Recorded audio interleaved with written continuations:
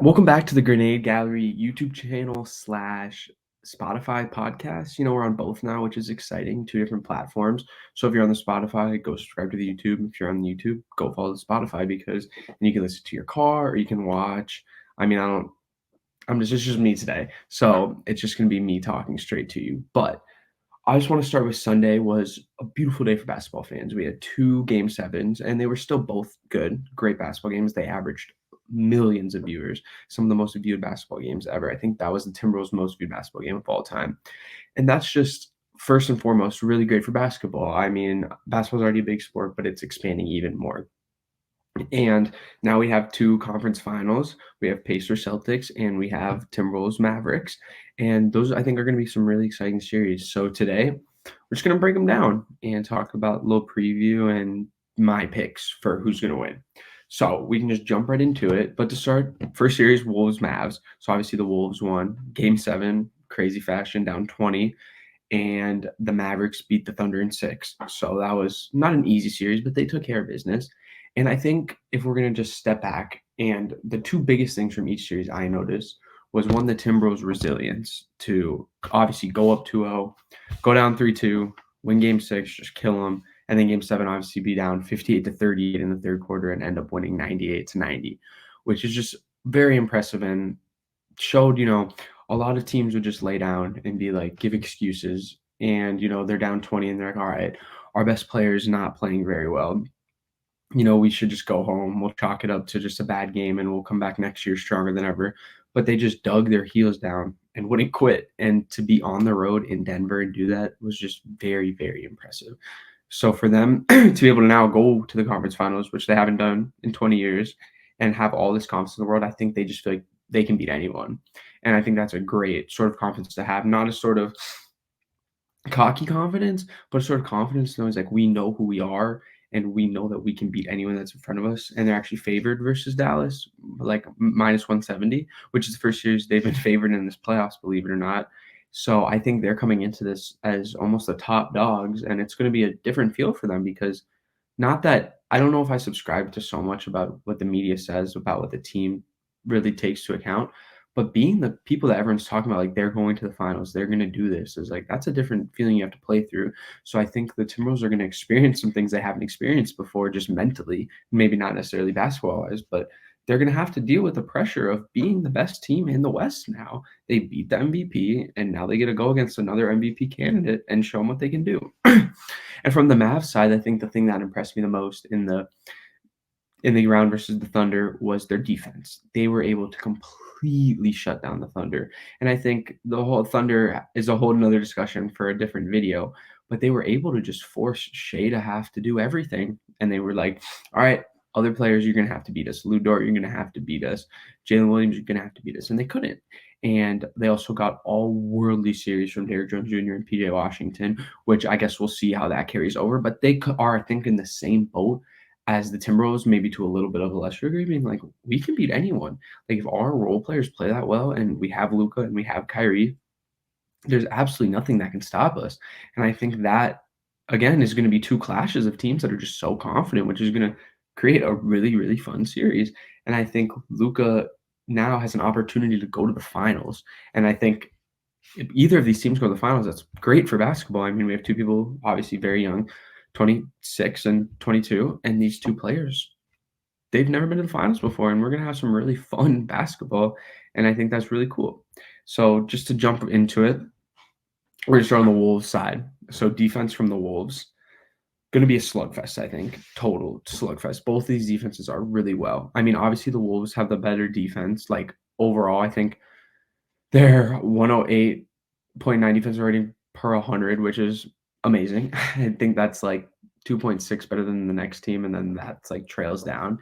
And I think the biggest thing that the Wolves are going to have to deal with is Gobert matchup wise and in drop coverage.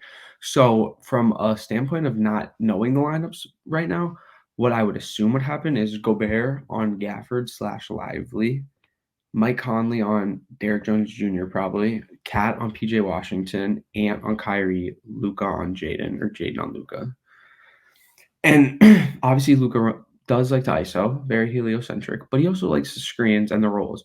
And I think what we've seen through the regular season, and it was very different in the series versus Denver because Cat was on Jokic and stuff, but Rudy's gonna play drop coverage.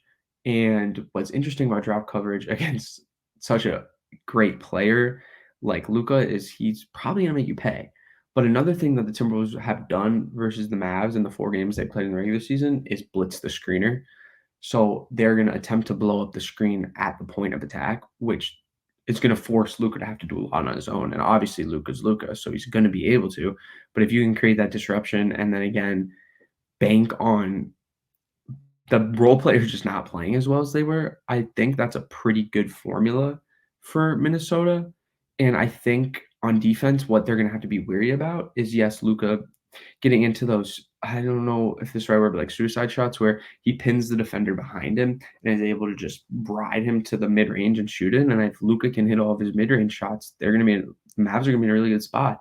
And they're just gonna attack Mike Conley because obviously he's the smallest player on the court. And I wouldn't call him a bad defender, but I think just because of his size, he is inherently the worst defender on the court. So they're going to try to get switches onto him. I think they are a switch hunting team. The Mavs are. So they will try to get that switch as much as possible.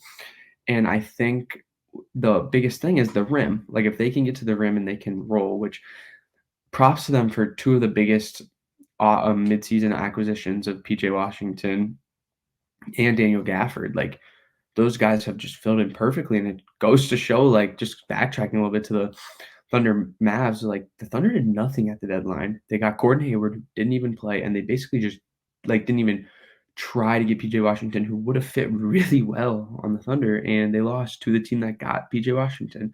So I think the Mavs just did a really, really good job of building that team up, and they can attack the rim and the Wolves can't stop it, they're going to be in some trouble. But I think the biggest X factor for the Wolves defense is almost not what they can do because we know what they can do, but are Derrick Jones Jr. and PJ Washington going to regress? Because I think if they regress and they get worse, like the Mavericks are going to be in trouble. And that's not to say that they can't win without those players because they've won in the past, but they really, really need them. And I think if those two players didn't play as well, like it was a coin toss between them and the Thunder. So that'll be very, very interesting. And then going to the defense for the Mavs side, I think the biggest thing they will do against the Timberwolves is pack the paint. So they're going to try to force Ant to shoot a lot of mid-range jumpers, which we all know he's very good at, but it's the hardest shot in basketball. It's the worst shot in basketball. And I think if you force him to take a big sample size of that, then inherently he's going to miss a decent amount. And if you don't let him get downhill and when he comes off those screens and he splits the double, that's what the Minnesota Timberwolves bread and butter is on offense. And for a team that's so good on defense, they're pretty mediocre on offense, which doesn't make a lot of sense, to be honest. Like they have the players to be in an elite offense. Like there's no reason they can't be a top 10 offense, but they're just not. So I think it'll be very, very interesting to see how they play that. And then I think trying to force on the other hand, so we're just going to flip it like a paradox, is they're going to try to force Cat and Mike Conley to drive because they don't want those players shooting 3-pointers because we know those are the other two best 3-point shooters on the Timberwolves. And I think that'll just be really awesome for them if they can stop Cat from getting those shots and forcing him to drive. And I think just like stopping the rim contact in general is going to be really important because we've seen the Mavs been a really, really, really good rim contact team. So I think it's going to be really interesting to see how those two match up. And I think we're going to honestly have a defensive showdown here, which is really awesome. And if we flip to the offense, if we go back to the Wolves offense, what they need to do is they need to attack Luka. We've seen this before a lot. We've seen teams attack Luka, make him tired, and he's not that good of a defender. And if you can make him tired, the offense is going to change.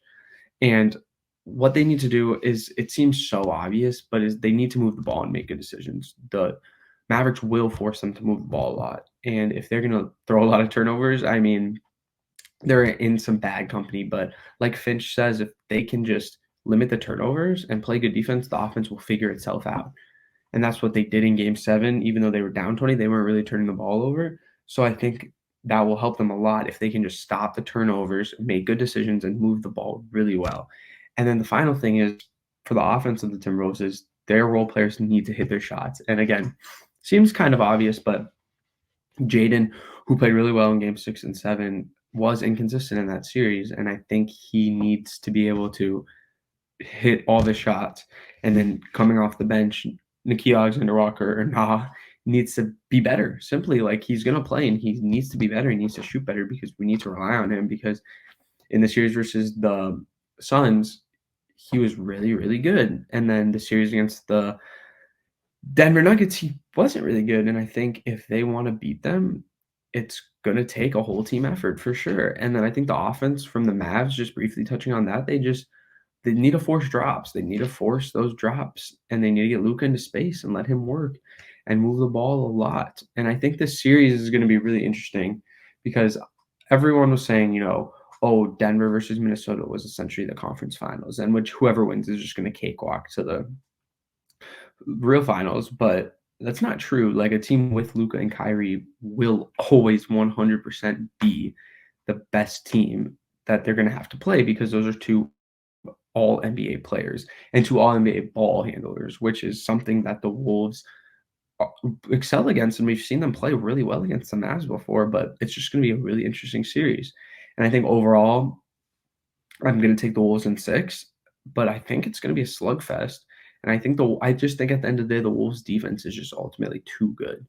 I think the Mavs are just not going to be able to handle that and not be able to dish out that same type of defense that the Wolves are giving them. But it's going to be fun, and I'm excited to see what these two teams can do. First game is Wednesday night, 7:30 p.m. So it'll be fun, and I'm excited for it. So the next series we have the Celtics versus the Pacers. And obviously we know the Celtics are being lauded, or not lauded actually, for having a very easy path to the conference finals and to the finals is what everyone's saying. But I mean, like the same thing with the Pacers, they beat a Milwaukee team without Giannis, and then they beat a Knicks team that was walking on one leg. But it's like you can only beat the teams in front of you. And I mean the Celtics are so good. Like they had the third best offensive net rating in NBA history this year.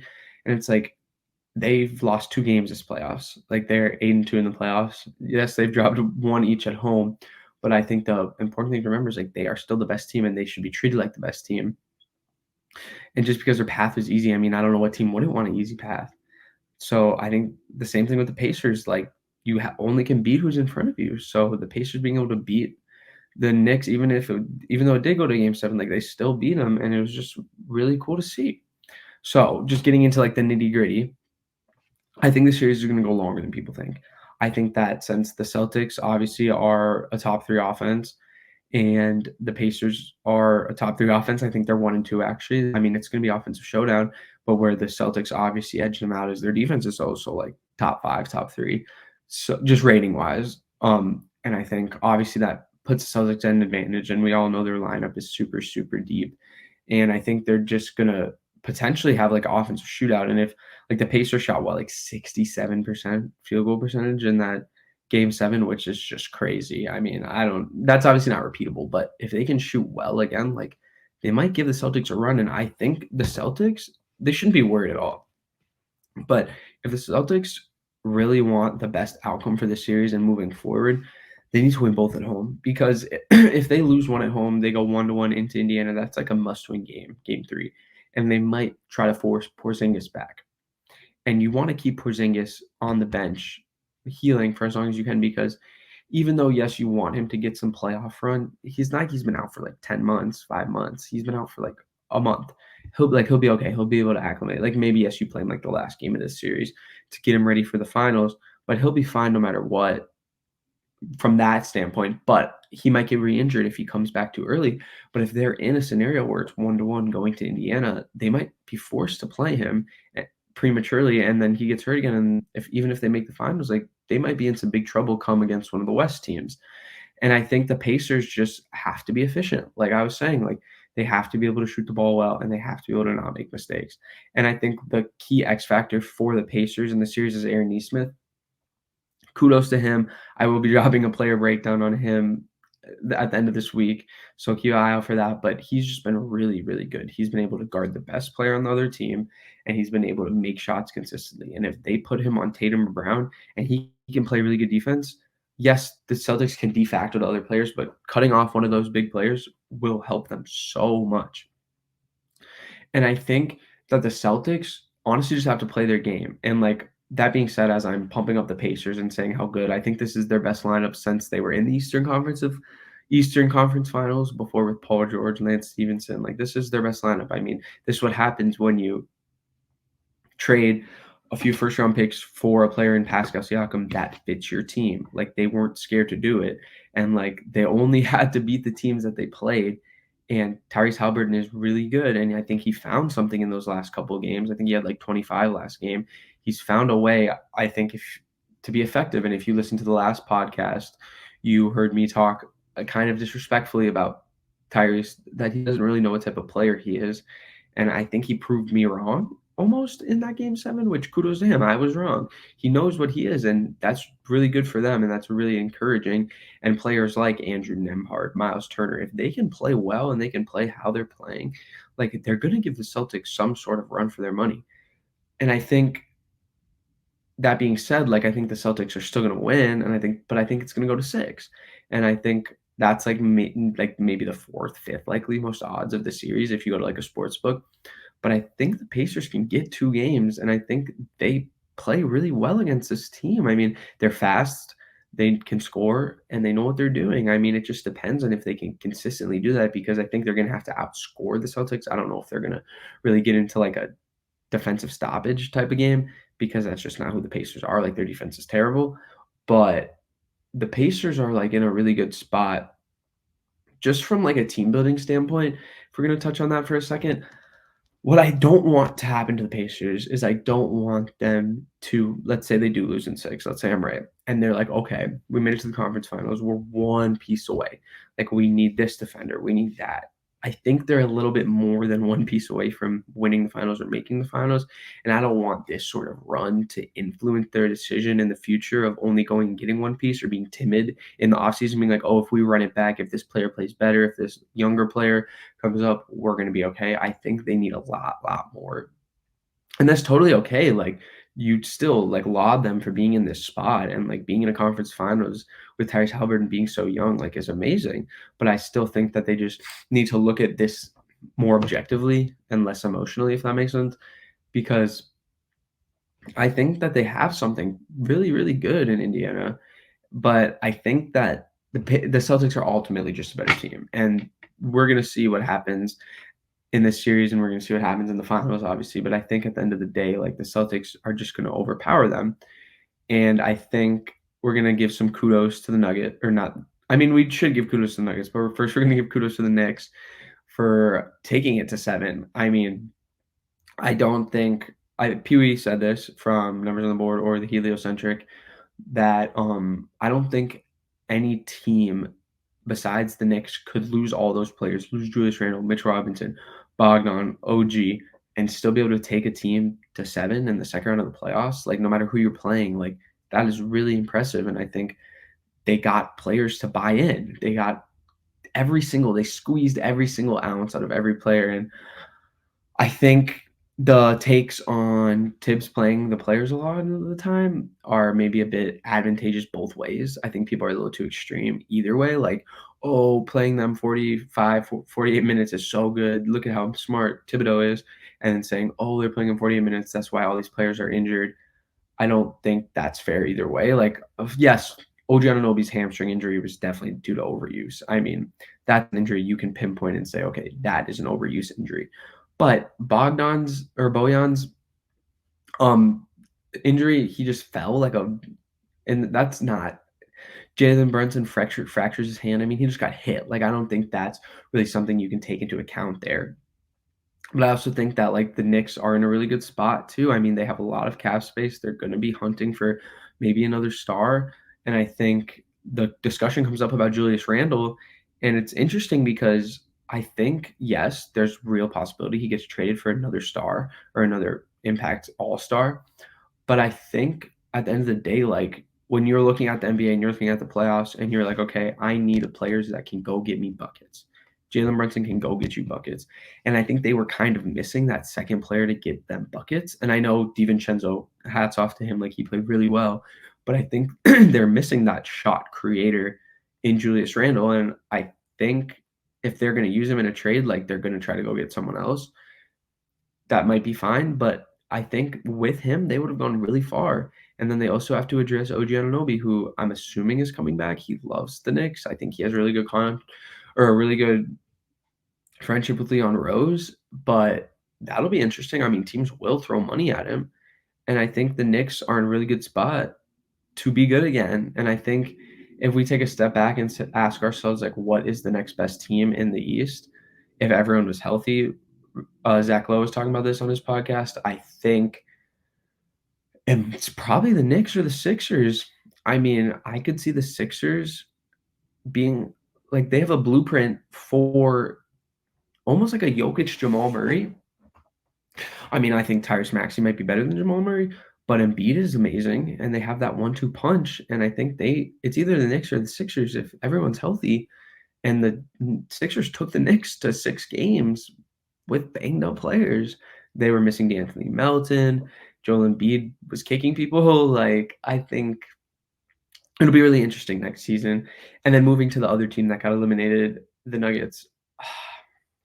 It's tough because, as admittedly, I'm a Timberwolves fan, so my inclination is to hate on the team, but I'm not going to do that. And we're just going to talk about what I think they need to do.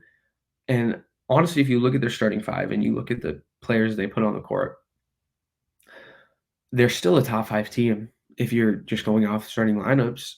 And the only player that I can see getting etched out there is honestly Michael Porter Jr., but he played so well in the first round. He just really was not confident and not great in the next round. And I think if you're looking at contract wise, like they're going to have to do something. Like it comes at you quick. Like you win a series or you win a championship and you're like, run it back. Mike Malone's like, we're going to run it back. We want more. And then you lose and you look at this roster and Jamal Murray's going to be a free agent soon. Aaron Gordon's going to want a big contract. KCP is going to want a big contract. Jokic and Porter are locked up for a little while, but it comes at you fast in the NBA. Windows are smaller than people think. And I think they're going to have to make some decisions. And if you look at the team and you're like, who is the odd man out here? It's either between KCP or Michael Porter. And Michael Porter's build and the way he plays the game is like perfect and it's hard to replace. Like a tall guy, tall wing who can shoot really well. But what he is, he's absent-minded defender. And I think if you're not getting that offense from him and you're not getting that shooting, he can't be on your team. He can't. And I think there's a couple players on the bench that potentially could. And I think the Nuggets are almost in this 2 timeline sort of mindset. And a player like Peyton Watson, who I thought was going to play a lot, but he didn't. And I was guessing if they won the series, he was going to play a lot in the next series. But that's a sort of player that could kind of almost fill that role if he can shoot a little bit better. And I think that's why they didn't play him. But then you have Julian Strawther, who's really good. And it's just going to be an interesting offseason because if I'm Kentavious Caldwell-Pope, I'm declining my player option. I'm going to get a bag somewhere else. And if I'm Jamal Murray, I'm going to want a lot of money. And you could admittedly sign all those players. But if you sign all of them, you're going to be in some cap hell. And it is what it is. And I think they still don't like have anything to really worry about. Like I think a common thing we do when a team loses in the second round or first round is like, what do they need to do to get better? What can we move around to get better? But I think they just got beat by a better team. And that sometimes that kind of stuff just happens. And I mean, they went to a game 7. It's not like they got swept, which a lot of people thought they were gonna. I mean, I was a firm believer in the Timberwolves were gonna sweep, but they didn't. They got it. They went to 7. And Jokic played amazing. I mean, probably the best performance I've ever seen in a playoff game, or that I'm coherent to see, was that 40-point 0 turnover game. And I think they're in a fine spot. It's just the contracts are going to come at them quick. But I think that's it. I mean, we have 2 amazing series coming up, and I think it's going to be a lot of fun basketball. We're going to have a first-time champion no matter what, and like the leading player, as in like Anthony Edwards, Luka Doncic, Tyrese Halliburton, or Jason Tatum. And that's really cool. It's good for the league. I mean, I kinda see the next generation coming in, and that's really awesome. But with that being said, we would love a subscribe, jeez, or a follow on Spotify, and I appreciate you taking your time if you're this far into it, and just follow me on Twitter at Emmett Runs, and Andrew, my co-host, who's not here right now because I just wanted to rip this one out. Go follow him at a Duke MN. And yeah, thank you so much for your time, guys.